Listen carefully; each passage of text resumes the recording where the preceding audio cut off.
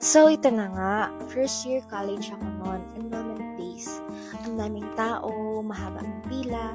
Tapos sabi ko, aba, ito na siguro yung pila. Hindi na ako magtatanong. Baka isipin pa ni Kuya guard. Gusto ko.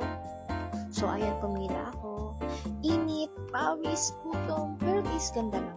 Habang hawak ko yung registration form like a pro.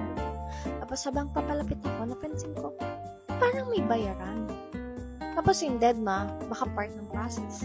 Tapos finally ako na, inabot ko kay ate yung form, confident. Tapos sabi niya, Iha, bakit ka nandito sa cashier? Settled na, oh. Di mo ba napansin? Sa sungit niya, kaya ayun na-freeze talaga ako. Walang sinabi. At tumakbo na lang ako talaga as in. So, moral of the story is, huwag mag-a-assume. Huwag assume, magtanong ka muna, magtanong ka.